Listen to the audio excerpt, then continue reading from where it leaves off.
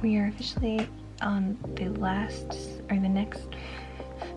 it's been a long day, the next Sunday, January. I did 40 minutes, I did 30 minutes of walking, and then 10 minutes of upper arms. So I'm sweaty, I'm tired. I'm not in the proper workout gear. My assistant is back there. And I'm feeling pretty good for a Sunday. There's still a lot that I want to get done, so I really need to shower, wash my hair. We have laundry to put away. I reorganized part of the laundry cabinet to try to see if like a new arrangement would work better for the items inside, but I haven't made up my mind with how I like it, or if maybe there's just something I'm missing. I need to sleep on it, think about it. We did have Sunday dinner. I did weigh myself and I'm in the right track, which makes me happy. It's not down as much as I was hoping, but that's okay. We're doing it every day, little by little. It's good. And positive things, listening to your body, doing your best. So I'm gonna mark my journal because it's a good habit. And then I'm gonna hop in the shower, fold some clothes, and plan Monday the best that I can. It's gonna be great. It's gonna be great. We're rolling into the third week of January, and honestly, I'm leaning into the simple joys this week. First up, coffee, a perfectly brewed pour over. On the home front, I'm still deep in my decluttering journey. This week is about the laundry room, and yes, it's the least glamorous room in the house, but it's getting its moment in the spotlight. I really need to do a deep clean top to bottom, but I did get to play with the layout of the internal cabinets, and it's been kind of fun shopping your own house. Like the baskets I changed, they used to live in 2 different rooms, but swapping them out for the storage bins that I have now are perfect for housing cleaning supplies and random vacuum attachments. Am I 100% sold on the setup? Nope, but progress is progress, so I'm counting this as a win. Speaking of the laundry room, I took the time to clean Bandit's cage. For those of you who don't know, Bandit is our beloved ferret and certified old man. He's living his best life, retired. Ollie loves giving him little treats, and it's such a sweet moment to watch. Honestly, when I was pregnant, I was worried she might not get to meet him. But here we are, 2 years later, and they're the best of buds. Oh, happy. He's so happy. Yeah.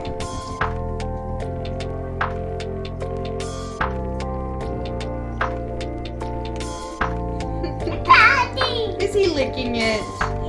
Yeah. Of course, not every day is picture perfect. Tuesday hit us with that midweek slump, you know, the one where everyone's a little blah. So, as a family, we decided to turn it around with a sushi night. Sometimes you just have to treat yourself, and it totally worked. Sushi and good company were exactly what we needed to reset. Which leads me to my next question. I'm curious, what do you do to reset when you hit that midweek wall, or it can be the beginning of the week, honestly? How do you turn your day around when you're having kind of a bad one? I'm always looking for a repertoire of new tools to help me get through those moments when things feel a little bit more rough than they probably should.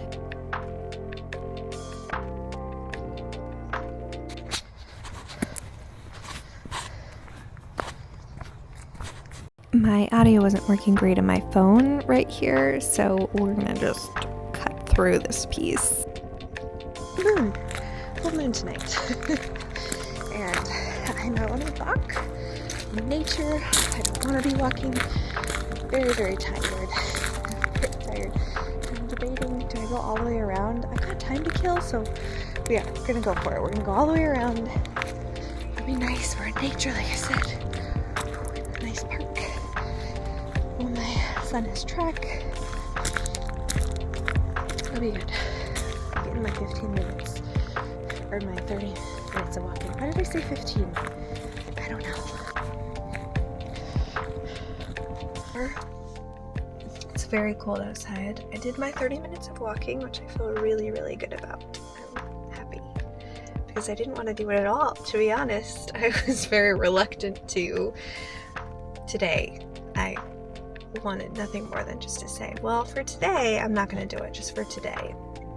And in some ways, I kind of did that. I could have been running, because I've been trying to do more running, and I didn't run, but I did get the walk in. And to me, that is like a small choice that our days are filled with. Don't get me wrong, every single day your life is filled with many, many choices, big and small.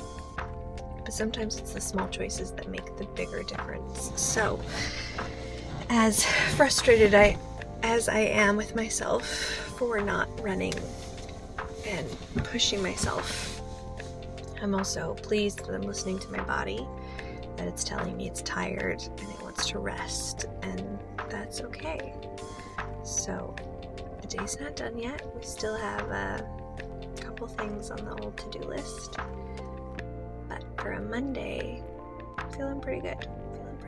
I just wanted to encourage you to have a good day as well, and that hopefully you're not beating yourself up too much over the things that you didn't get accomplished, but rather celebrating the things that you did.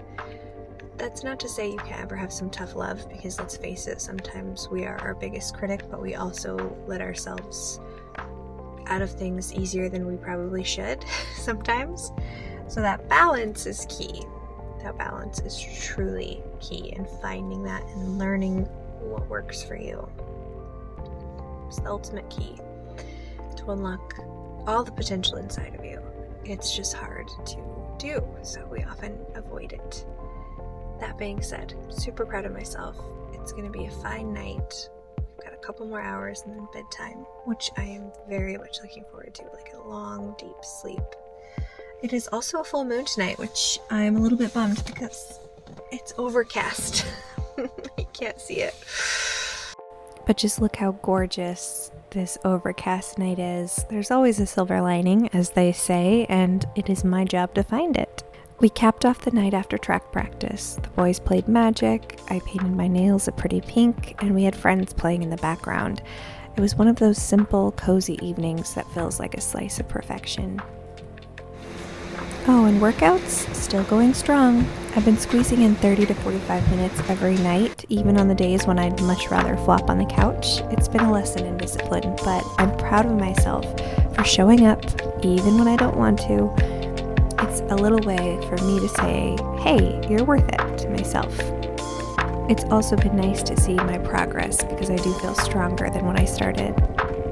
I have a little bit more energy. It's only 7:34, but the house needs some help. Now, one of my big goals this year was finding a way to declutter and create organizational systems that actually work for our family. So as you can see, a night, much like most nights, we have been busy. The house got messy. That's what happens when it's in use.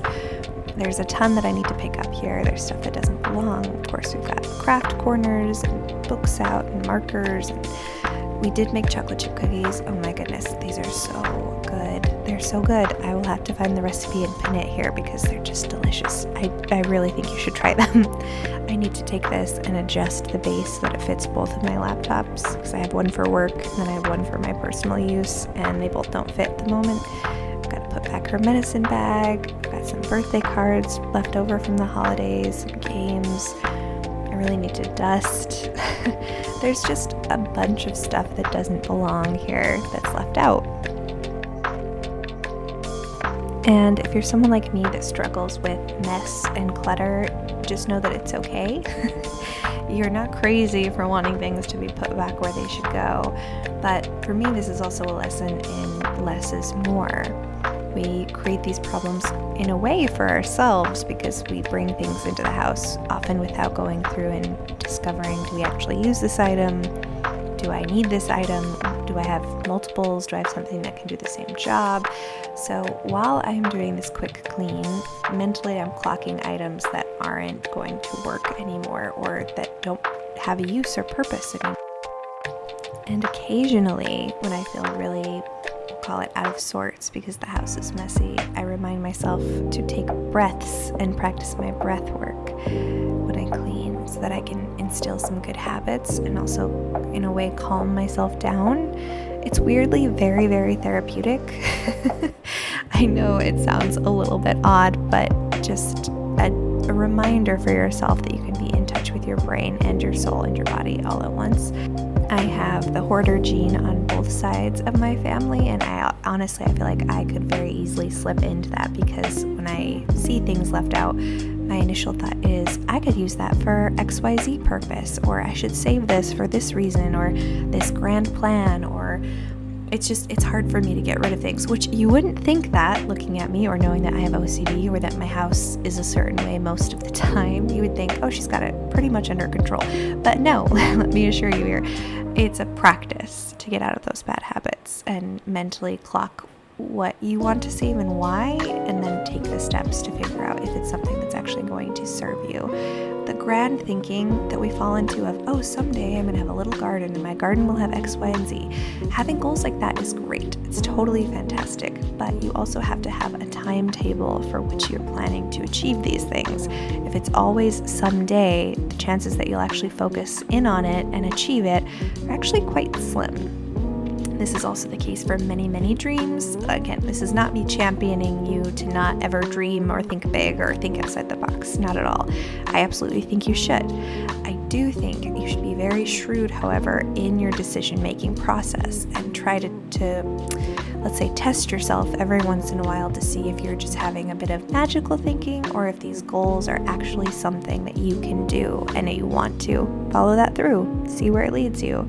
Having less items will actually help you simplify this process and reach your goals faster. This week has truly been about finding joy in slowing down and embracing my goal, which is simple living.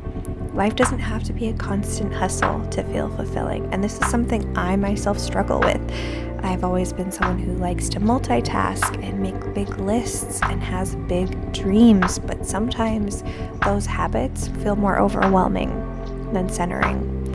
So I've been reminding myself that even the smallest wins, like organizing the laundry room or treating the family to a sushi night, can make a big impact. Those little pockets of peace and progress are what brings a sense of balance to my days. And honestly, it feels pretty damn good to say, hey, I did that. Now, of course, it is not always picture perfect, as evident in the house. We live here. We have activities, we play, we make food, and it reflects that. I think the OCD part of my brain has trouble sometimes understanding that messes are usually equated with like fun or activity, and instead it can send me into a bit of a dizzy panic feeling, which I am not a fan of. So I'm trying my best to learn new ways to cope with things and find things that feel good to my brain and my body. This slowing it down is a constant lesson, and it's about finding what works for you and giving yourself permission to keep tweaking the process. Some days it's going to be going outside for a breath of fresh air. Other days it's going to be cozying up at home with a cup of coffee or tea and a comfort show playing in the background. I think one of the big things here is to celebrate the moments and lean into what makes you feel calm and happy and grounded. And for me, that happens to be an environment in which things feel less cluttered, that feel more open and more free, like a blank canvas. So here is to embracing a slower, simpler, and happier January. Let's keep finding the joy in everyday moments, where it's decluttering a drawer or cuddling up with loved ones or simply taking some time to take a couple of deep breaths. It's all up to us. Thanks for hanging out with me this week. If you're enjoying the journey toward a more intentional life, don't forget to like this video. You can go ahead and subscribe if you'd like and hit the notification bell. All right, I'll see you in the next one. Have a great day.